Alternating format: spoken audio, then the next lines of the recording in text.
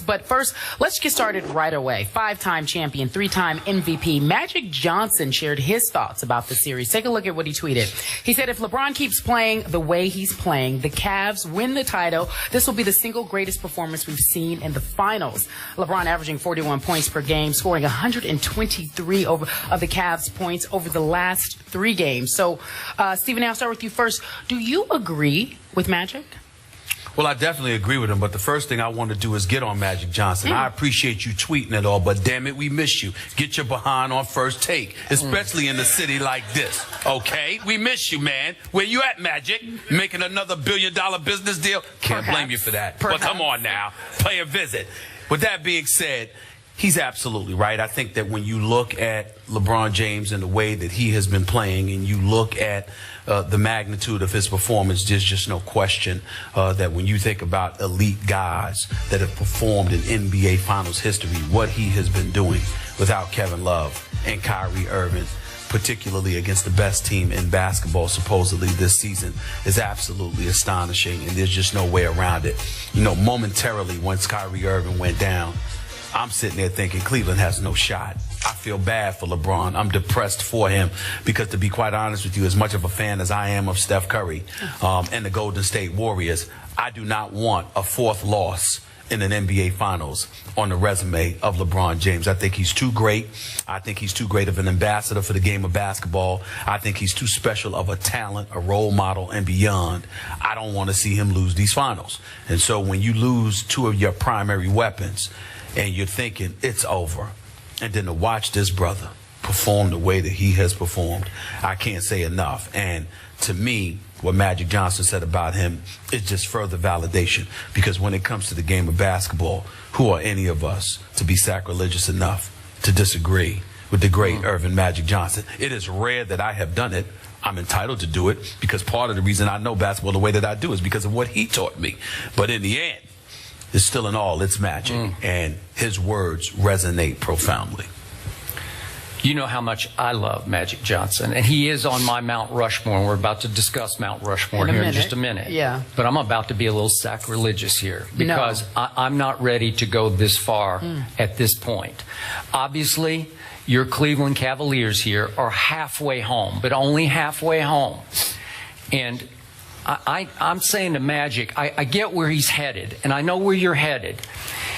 If LeBron James is the deciding factor on closing this deal in 2 more finals games, obviously it will be hailed as the greatest achievement of LeBron's career.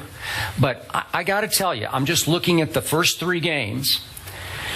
Pump the brakes. Hold your horses. I need to see more from LeBron James. Love what I saw from him down the stretch of Game 3. And I sat right here in this chair 24 hours ago, and I paid tribute to LeBron James because he made 4 straight clutch free throws. No doubters. All 4 of them. Swishes. I'm in awe, man. That was good, because LeBron has struggled, as we know, historically in late-game free throw shooting situations.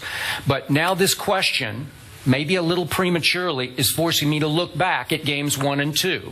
And I'm going to have to be objective here, because at the end of game 1, regulation, LeBron James, I thought, made the wrong choice. We know, we've seen him do it before. He pulled up, stepped back, took a fall-away jump shot, and missed it.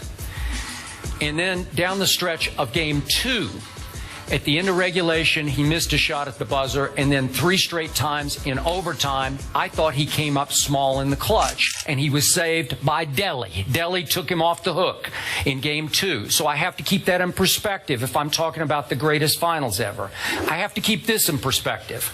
I saw in USA Today that the supporting cast, this Cleveland Cavaliers supporting cast, was referred to as a ragtag collection of cast-offs.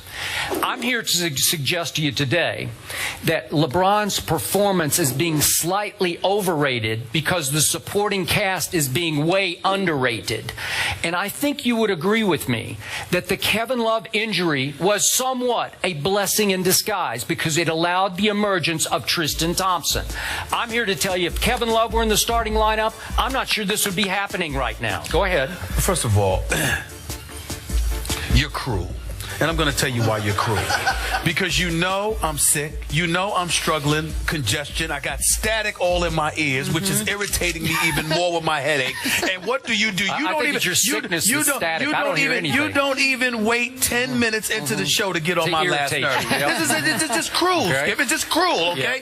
Yeah. It's just the deal. what I do. Here's the deal. It is what you do. Okay. All right. I mean, damn. I mean, the Excedrin hasn't even kicked in yet. You know I'm not well, and you're still irritating me already. You even wait a half hour. Here's the deal. We talk about game one. We know that LeBron James made the wrong decision by not going to the rack. All right, we get that. Yep. He comes back in game two, does exactly what we chided him for not doing in game one. You still had a problem with that. He got fouled. He got fouled. Well, he got hacked too. He got fouled on 3 occasions where there was no call.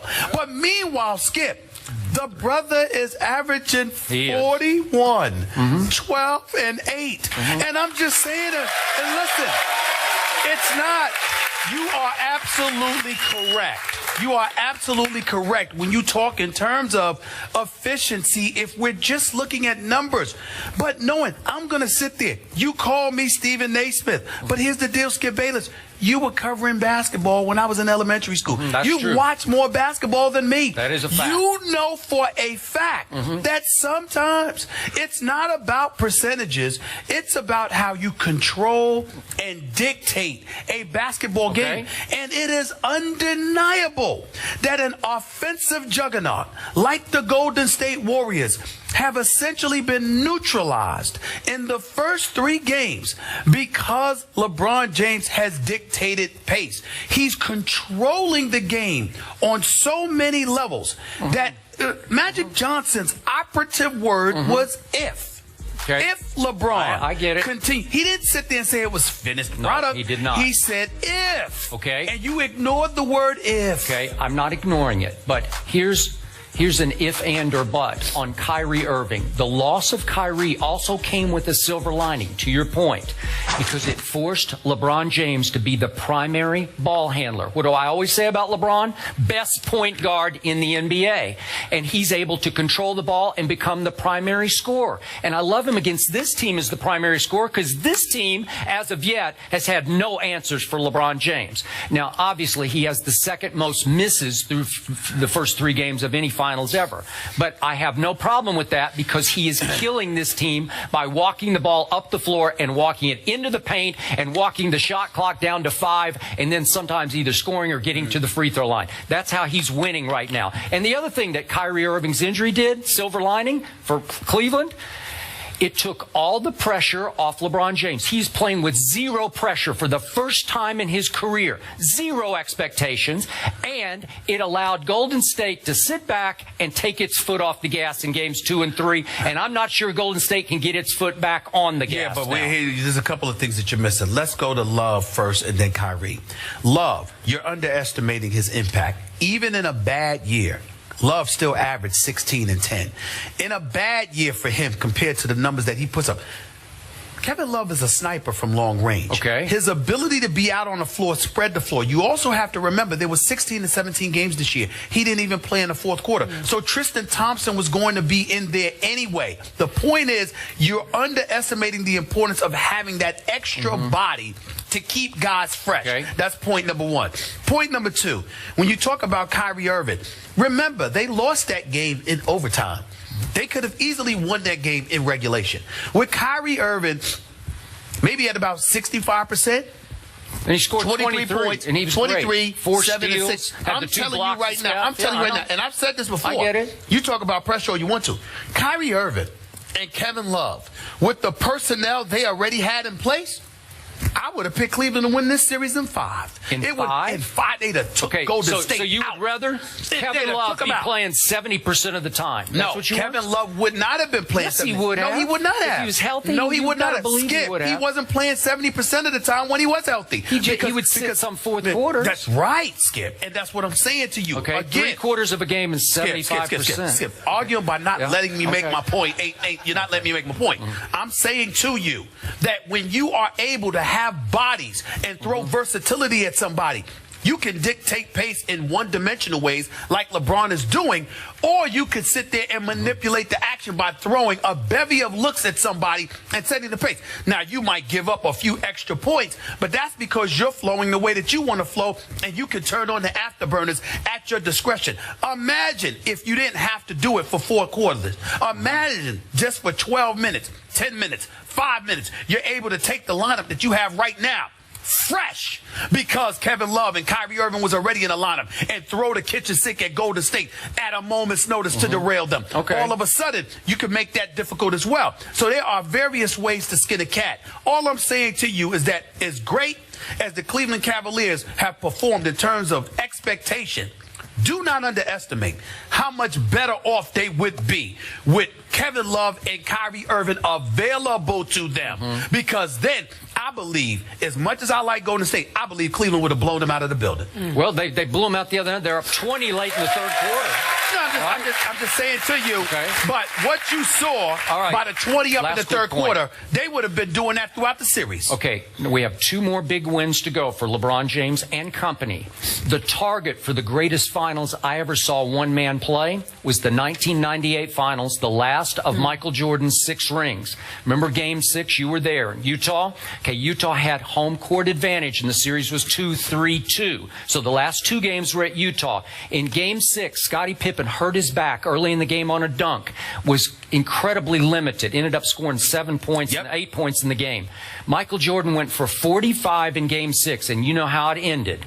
Holding the pose on Brian Russell, making that shot that won the championship, because I'm not sure Scottie could have gone in a Game 7 at Utah. That was the greatest individual performance I've ever seen against 2 Hall of Famers in Karl Malone and John Stockton. So I'm putting that as LeBron's target for the next 2 games to close the deal. Then I'd sit back and try to evaluate those 2 finals. Yeah, but you know, that's real. See, you put me in a bad spot because I love the mailman. We love the mailman. He's a Hall of Famer. We know that. But if Karl Malone wasn't executing off of a pick and roll, or, you know, pick and pop or pick and roll with John Stockton, or he wasn't scoring on a fast break, Karl Malone didn't resemble a Hall of Fame player. You're saying he doesn't belong in the Hall of Fame? I didn't say that. I said he did not resemble a Hall of Fame player outside of those situations. Karl Malone shot jump shots from the elbow, or Karl Malone scored off a pick and roll, or Karl Malone scored off of fast breaks. But with his back to the basket, that was foreign territory because that wasn't Karl Malone's game.